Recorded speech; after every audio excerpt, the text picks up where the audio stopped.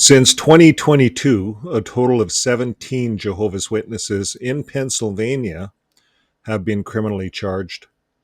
Today, we're spotlighting 6 publicly documented cases, each confirmed through official press releases from the Pennsylvania Attorney General's office.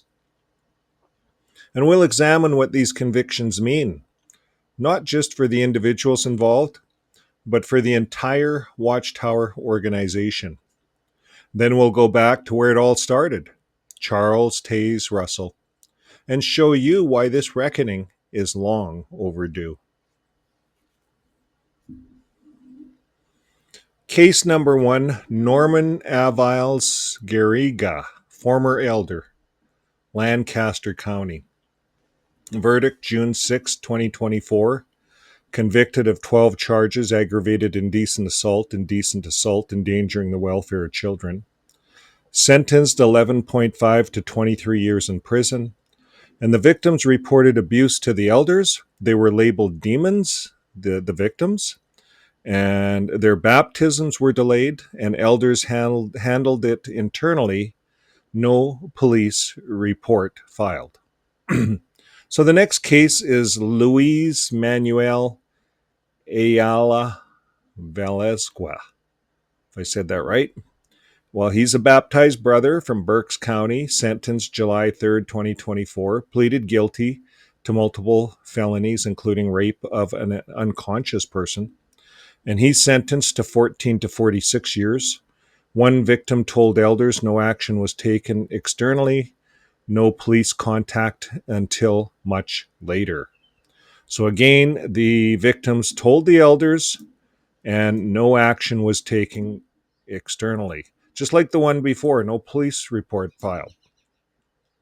Case number 3, David Balosa. He's a baptized brother from the Philadelphia County. Well, he's convicted September 17, 2024, 2 felony counts. Sentenced January 31st, 2025, 2 to 4 years in prison, plus 6 years probation, plus lifetime registry. At least one victim reported internally. Elders took no action due to the lack of a second witness. Case number 4, Sean Sheffer, baptized brother, Butler County, charged July 2023, convicted January 7th, 2025. Convicted January 17th, 2025. Sentenced June 3rd, 2025, 14 to 34 years in prison. The congregation documents showed elders waited for a second witness, no reports made to the police until much later. Case number 5, Mark Brown, ministerial servant, Allegheny County. Sentenced March 28, 2025, pleaded guilty to repeated sexual abuse.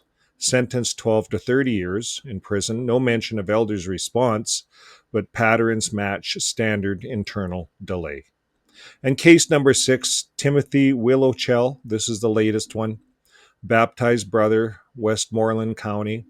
Arrested July 9th, 2025. So this is just the other day, folks. It's July 12th today. His preliminary hearing is set for July 21st. He's charged with aggravated indecent assault, involuntary deviant sexual intercourse, and corruption of minors. And the 2-witness rule status is unknown. The case is still pending. So what does this tell us, folks? When we look at, these were just 6 cases. There's many, many more. And when we look at the path to the institutional accountability, with each conviction and sentencing, the prosecutors gain the elders' logs, the judicial committee's notes, and the internal correspondence. The district attorney, their lawyers, will also get proof that the 2-witness rule delayed or prevented police involvement. Most times it prevented police involvement, the 2-witness rule.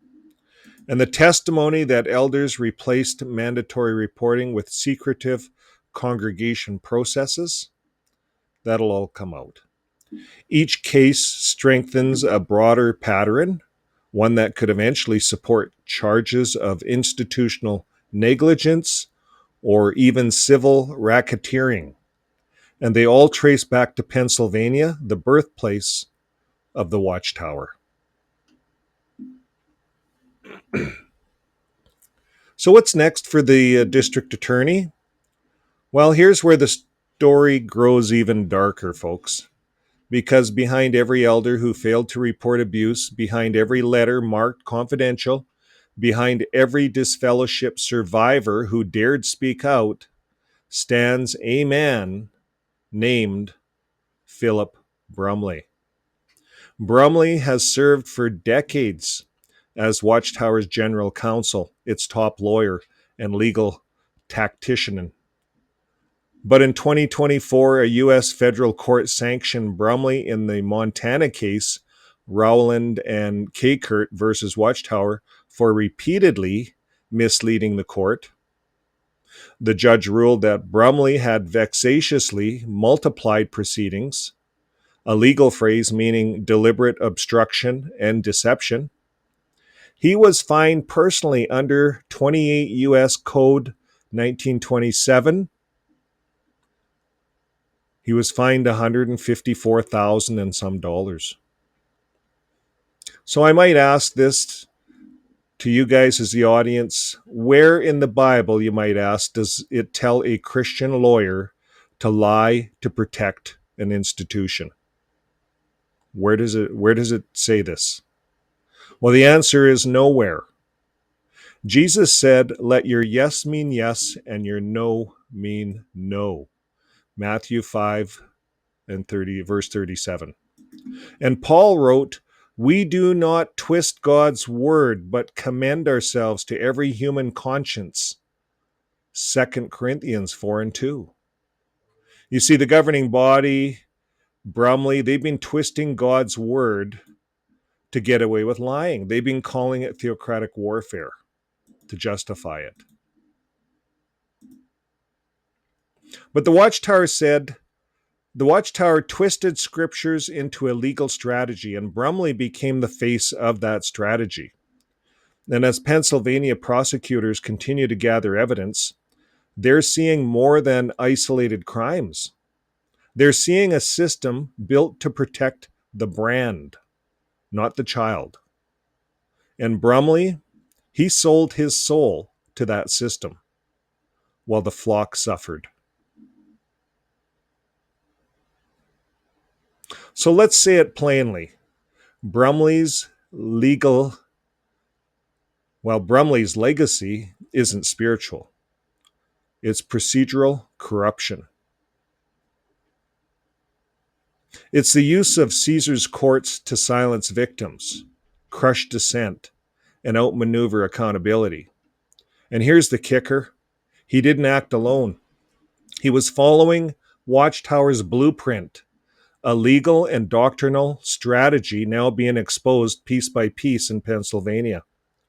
What began with Charles Taze Russell, his inappropriate behavior, his court battles, and the erasure of his wife, Maria Russell, Watchtower erased her from the scene. So what continued with Philip Brumley's sanctioned deceit in U.S. courts may now be culminating in a historic reckoning in the very state where Watchtower was born. This isn't just legal drama, folks. This is spiritual fallout. This is the cost of institutional idolatry. And it's proof that no human organization, no matter how clean their suits or how polished their website, no organization is above the law or the truth.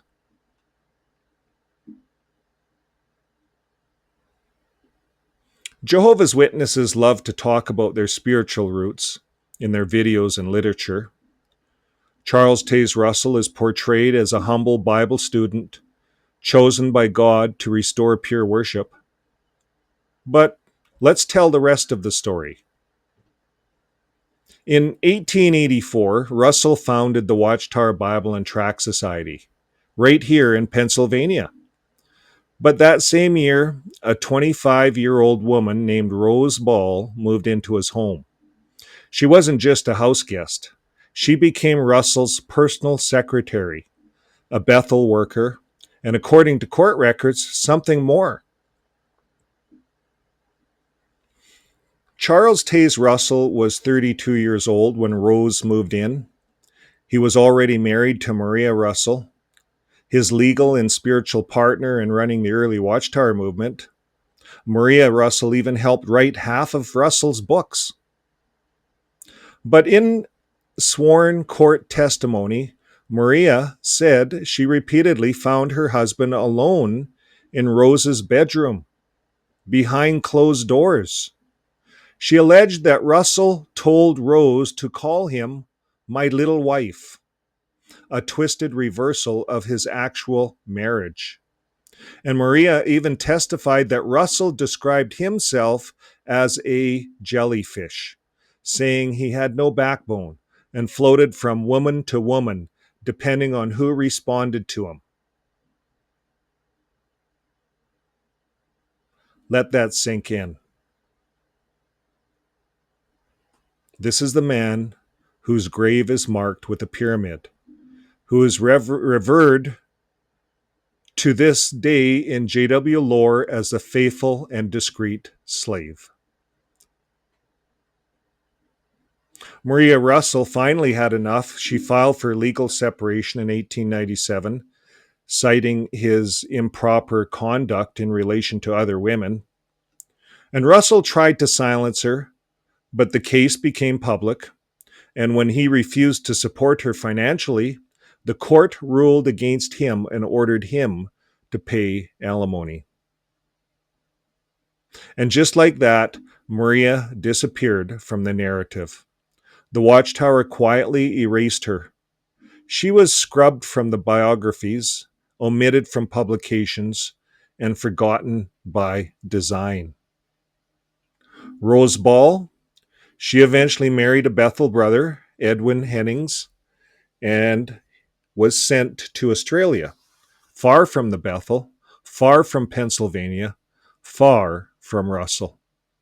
Her story was buried, literally and figuratively. But these aren't conspiracy theories. They're found in court transcripts, newspaper records, and even Watchtower's own early publications, if you know where to look. And yet, to this day, the Watchtower claims moral superiority. They shun family members, disfellowship survivors, and enforce absolute loyalty to men. All while their founder was entangled in a scandal that would have disqualified any elder today under their own judicial standards. So if Russell was caught today for what he was doing back then, spending hours with a woman in her bedroom, he would be deleted as an elder, according to the modern day elders book. So yes, Pennsylvania is the perfect place for this reckoning. It's where the organization started. It's where it's failed its own people. And now where the Attorney General is gathering the evidence case by case toward something much bigger. One by one, 17 congregation members have been charged. And as the convictions stack up, the pressure builds. Because eventually the Attorney General won't be able to ignore the pattern. The trail leads straight back to the Watchtower headquarters and all the way to its founder. Well, that's the party they don't tell you about in JW Broadcasting. Now that is the rest of the story. And hey, before we go, if you found value in this kind of content, truth-telling, accountability, and real stories the organization doesn't want told, consider subscribing to the channel. It helps push this message out to others. It tells the algorithm that these voices matter, and it keeps this work going because I'm not done speaking up. But I'm also not stuck in the past. My wife and I are rebuilding literally on a remote ridge in British Columbia. We launched a new series called Cabin Life Unplugged where we document the real side of off-grid living, community, and healing. No pretense, just progress. If you want to follow along, you can watch the trailer right after this. You can also support us directly. There's a PayPal link in the description of every video. Or visit us online at creeksidetales.ca and watch how this story grows. Thanks for being here. Thanks for caring. And as always, live your life with love.